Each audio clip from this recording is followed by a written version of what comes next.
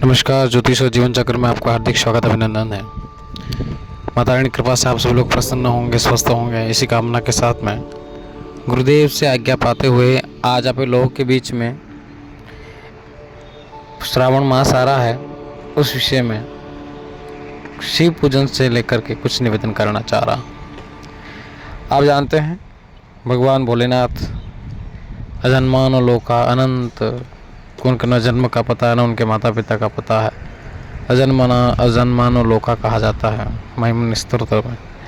ऐसे अद्भुत शक्ति पिता परमेश्वर की जो भक्ति करते हैं उनका जीवन अवश्य मोक्ष की तरफ जाता है और वे अन्य लोगों को भी मोक्ष के मार्ग पर चलने की प्रेरणा देते हैं और वे स्वयं अपने मोक्ष का रास्ता बनाते हैं भगवान की कृपा से, और तंत्र मंत्र यंत्रों से भी बच के रहते हैं। आइए हम जानते हैं श्रावण मास में 22 तारीख से श्रावण प्रारंभ हो रहा है, 22 जुलाई से।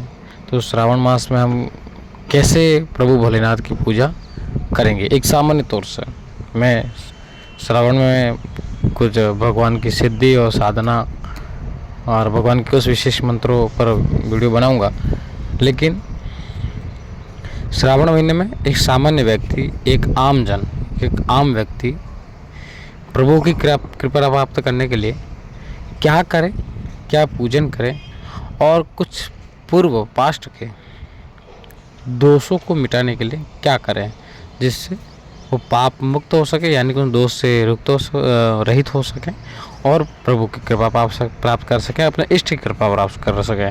कोई भी इष्ट हो आपका, तो भोलेनाथ के इस विधान को करने से उस इष्ट की पूर्ण शक्ति आप पर बरसेगी और आपके दोष निवारण हो जाएंगे। आइए हम जानते हैं श्रावण मास 22 तारीख से प्रारंभ हो रहा है। 21 तारीख को गुरु पूर्णिमा है। अपने अपने गुरु के देव की पूजा आप करेंगे। गुरु क्या होता है, कैसे पूजा करनी चाहिए और क्या जानना चाहिए, इस वीडियो अपन बनाएंगे बहुत जल्दी। परंतु श्रावण महीने में प्रारंभ हो तब से एक माह तक आपको 22 तारीख से, यानी कि श्रावण प्रारंभ से ही, गुजरात में अमावस्या के बाद श्रावण को मनाया जाता है, लेकिन राजस्थान में और अन्य पूरे भारत में श्रावण को मनाया जाता है प्रारंभ से ही, यानी कृष्ण पक्ष की प्रतिपदा से ही। और अन्य राज्यों में अगर आगे पीछे मनाते हैं वो आपने अपने स्तर पर देख लीजिएगा, लेकिन 22 तारीख से। आइए हम जानते हैं श्रावण में शिव पूजा कैसे करें। आमजन प्रातःकाल उठ करके अपने आसपास में कहीं शिव मंदिर हो, उस शिव मंदिर में जा कर के प्रभु से प्रार्थना करें। मैं आपको नियम बता दूं, सबसे पहले आपको पवित्र रहना है एक माह तक। जो तो हमेशा पवित्र रहना है, लेकिन एक माह तक विशेष पवित्र आपको रहना है और भगवान शिव की आराधना में ही रहना है, नमः शिवाय ही करते रहना है और अपने कार्य व्यापार या कोई नौकरी या कहीं किसी भी क्षेत्र में आप हैं तो वहाँ भी सद्भावना रखते, लोगों के प्रति घृणा नहीं करनी है, घृणा का हमेशा के लिए त्याग करना है और लोगों का भला सोचना है। चाहे अपने दुश्मन हो उसके लिए भले की प्रार्थना करो, वो उसके कर्मा वो करता रहेगा, भुगतता रहेगा। साथ में परिस्थिति से हमेशा के लिए दूर रहना है और अपने भावों को पवित्र रखना है। सबसे पहला काम ये करना है। दूसरा काम, निस्वार्थ। आपके पास में 2 गुलाब के फूल 2 चढ़ाओ, 5 चढ़ाने की आवश्यकता नहीं है, लेकिन निस्वार्थ और बिना किसी लालच के और बिना किसी फायदे को देखते हुए आप निस्वार्थ होकर चढ़ाएंगे। चाहे भी 1 फूल चढ़ाओ या 2 चढ़ाओ या पूरी माला चढ़ाओ, लेकिन जितना भी चढ़ाओ पूर्ण भाव से। आप एक ट्रक भर के या एक ऑटो भर के फूल भगवान पे बरसा देंगे, लेकिन आपकी सद्भावनाएं नहीं हैं, आपके भाव नहीं हैं, तो आपको वो रिजल्ट नहीं मिलेगा। 2 चीज़। तीसरी चीज़, आपको प्रभु को हमेशा भोग लगाना है। हमेशा कैसा? मिठाई हो, गुड़ हो, शीरा हो, अलग अलग कोई मिठाई हो, लड्डू हो, लेकिन आपको प्रतिदिन भोग लगाना है। चने हैं, है ना, और नारियल का धूप है, और धूप अलग अलग प्रकार के आते हैं, इलायची रख करके धूप जलाएं, देसी घी का दीपक जलाएं। देसी घी का दीपक जलाए, इस बात का विशेष ध्यान है। संभव हो सके बहुत ज़्यादा कोशिश करें, हो तो ये बहुत अच्छा है। चौथी बात, आपको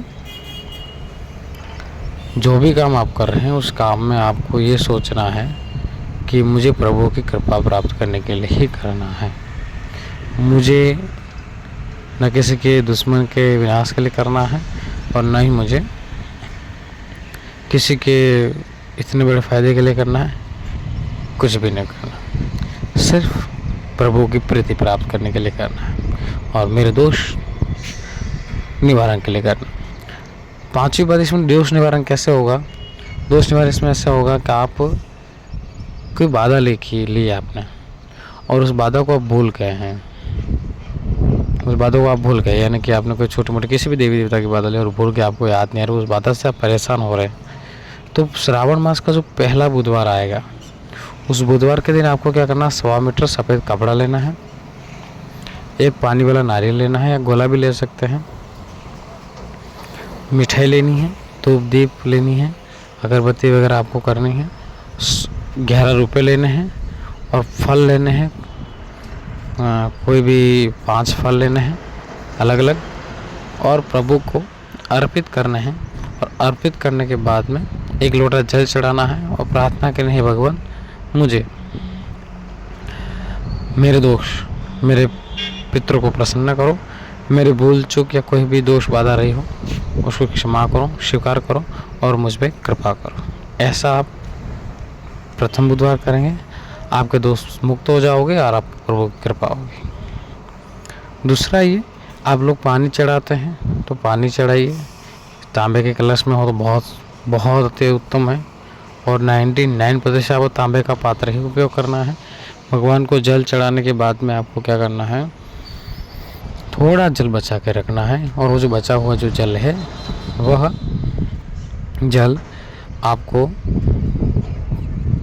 नाग जहाँ होता है शिव पर, नागराज पे चढ़ा देना है और फिर प्रभु से प्रार्थना करनी है निस्वार्थ होकर, भगवान आपकी कृपा आपकी प्राप्ति हो मुझे सब कुछ।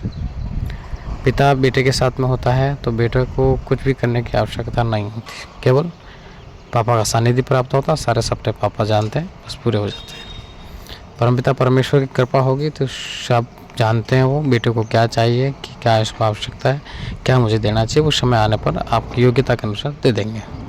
आपकी योग्यता होनी चाहिए, आप चाहो उतना ले सकते हो प्रभु से, ईश्वर से आप चाहो उतना प्राप्त कर सकते हो, पर आपकी योग्यता होनी चाहिए और योग्य बन जाओ आपको स्वतः मिल जाएगा, आपको कुछ प्रयास करने की आवश्यकता नहीं पड़ेगी। क्या करना है एक बार आपसे स्टेप कर दूँ, वापस स्टेप बता दूँ आपको। प्रातःकाल उठना है प्रत्येक दिन, सुबह जितना जल्दी हो सके, फूल पुष्प धूप दीप नैवेद्य प्रसाद जो भी ले जाना है, प्रत्येक दिन प्रसाद चढ़ाना है भगवान को, जलाभिषेक करना है और थोड़ा सा बचा हुआ जल नागराज को चढ़ा देना है और फिर भगवान को पुष्प वगैरह सारा अर्पित करने के बाद में प्रार्थना करनी है, प्रभु आपकी प्रीति प्राप्त हो।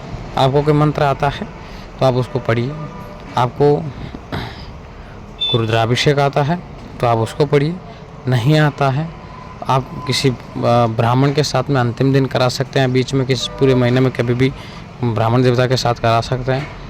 और ये बहुत श्रेष्ठतम बात है कि मंत्र उच्चारण वैदिक मंत्रों के साथ में अपनी पूजा होगी, तो पुराणों के मंत्र से अपनी पूजा होगी, बहुत श्रेष्ठतम है। लेकिन ऐसा संभव नहीं हो पाया तो आप ओम नमः शिवाय षडाक्षर मंत्र का जाप करते हुए भगवान को फल निवेद्य पुष्प वगैरह अर्पित करते हुए प्रार्थना करें और जल चढ़ावें। ऐसा नहीं हो षडाक्षर नहीं हो तो पंचाक्षर, केवल नमः शिवाय करते हुए प्रभु को जल अर्पित करें, सारा नैवेद्य प्रसाद करें और प्रार्थना करें।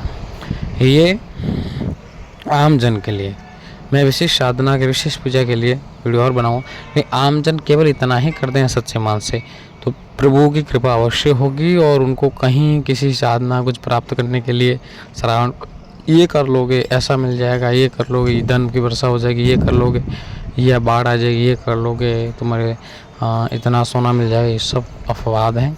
इसमें नहीं पड़ना है। आपको सच्चे मन से भगवान का ध्यान करना है, प्रभु की प्राप्ति आपको प्राप्त होगी और आपके सारे मनोरथ सिद्ध होंगे। इसी कामना के साथ में भगवान भोलेनाथ इस श्रावण में आप सबका भला करें, सब पर उनकी कृपा सब पर बनी रहे, इसी कामना के साथ में धन्यवाद।